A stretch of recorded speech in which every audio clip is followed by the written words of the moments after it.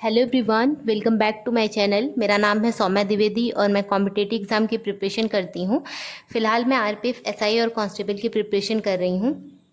जैसा कि मैं जीएस की स्ट्रेटजी से रिलेटेड पार्ट 1 अपलोड कर दिया है मैंने, और आज ये पार्ट 2 है। पार्ट 2 में मैंने पॉलिटी लिया है, जिसमें मैं आपको बताऊंगी कि पॉलिटी से कहाँ से ज़्यादा क्वेश्चन पूछे जाते हैं और पॉलिटी का सिलेबस क्या है, कौन कौन से टॉपिक आते हैं। पहले है यहाँ पे संविधान सभा। तो संविधान सभा में ऐसे क्वेश्चन पूछे जाते हैं कि संविधान सभा का गठन कब हुआ, संविधान सभा में अस्थायी अध्यक्ष और स्थायी अध्यक्ष कौन थे। उसके बाद भारतीय संविधान के स्रोत पूछे जाते हैं, जिसमें से भारतीय संविधान में राज्य के नीति निर्देशक सिद्धांत कहाँ से लिए गए हैं और महाभियोग कहाँ से लिए गए, राष्ट्रपति का पद कहाँ से लिया गया है, ये सारी चीज़ें पूछी जाती हैं।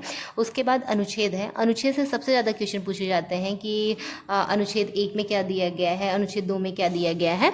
तो अनुच्छेद से सबसे ज़्यादा 91 क्वेश्चन पूछे गए हैं। उसके बाद है अनुसूची, भाग और सूची के बारे में दिया गया है। संशोधन दिया है, संशोधन से 28 क्वेश्चन पूछे गए हैं। संशोधन में जैसे कि अखंडता शब्द कौन से संविधान संशोधन के द्वारा प्रस्तावना में जोड़ा गया है। उसके बाद मौलिक अधिकार दिए गए हैं, फिर मौलिक कर्तव्य दिए गए हैं। मौलिक अधिकार कहाँ से लिए गए हैं, ये सारे क्वेश्चन बनते हैं। और सबसे पहले मौलिक अधिकार किसने अपनाया, मौलिक कर्तव्य कहाँ से लिए गए हैं, रूस के संविधान से क्या लिया गया है।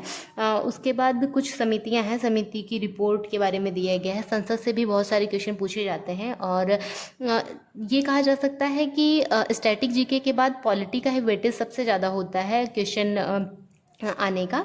तो उसके बाद फिर संसद है। संसद के बाद राष्ट्रपति हैं, उपराष्ट्रपति हैं, प्रधानमंत्री हैं। राष्ट्रपति, उपराष्ट्रपति और प्रधानमंत्री से बहुत सारे क्वेश्चन पूछे जाते हैं, जैसे राज्यसभा का सभापति कौन होता है और उपराष्ट्रपति का पद कौन से अनुच्छेद में दिया गया है। तो ये सारे क्वेश्चन बनते हैं। उसके बाद सरकारी संस्थाओं से कुछ क्वेश्चन बनते हैं। राज्य के नीति निर्देशक सिद्धांत कहाँ से लिए गए, आयरलैंड के संविधान से क्या लिया गया है। उसके बाद जितने भी टॉपिक बचते हैं वो विविध में आ जाते हैं।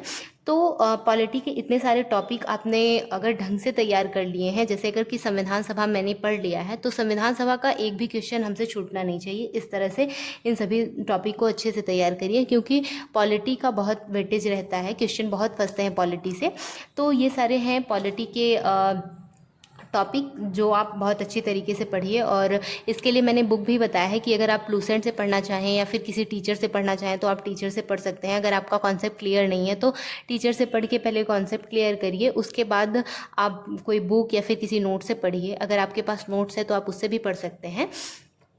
बट इसके लिए सबसे बेस्ट तो पॉलिटी लूसेंट है। लूसेंट से आप अच्छी तरह से पढ़ सकते हैं, वहाँ से भी आपका कॉन्सेप्ट क्लियर हो जाएगा।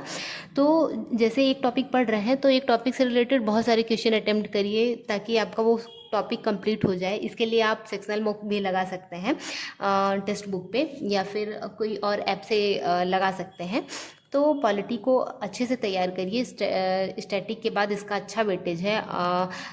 और हर एग्ज़ाम में पॉलिटी से, अनुच्छेद से क्वेश्चन बहुत ज़्यादा पूछे जाते हैं। तो हर चीज़ को ऐसा पढ़िए कि आपके दिमाग में अनुच्छेद तो फिट ही हो जाए। अनुच्छेद, मौलिक कर्तव्य, मौलिक अधिकार, ये सारी चीज़ें बहुत इंपॉर्टेंट है। तो हर इंपॉर्टेंट टॉपिक पे एकदम अच्छे से ध्यान दीजिए और मन लगा के अच्छे से पढ़ाई करिए।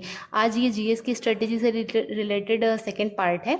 मैं ऐसे ही हिस्ट्री का, इकोनॉमी का, जियोग्राफी का और हर सब्जेक्ट का धीरे धीरे करके पार्ट 1 पार्ट 2 करके डालती रहूँगी।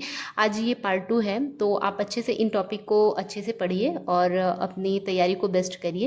थैंक यू सो मच मेरी वीडियो को देखने के लिए, लाइक करने के लिए, सपोर्ट करने के लिए। Thank you so much.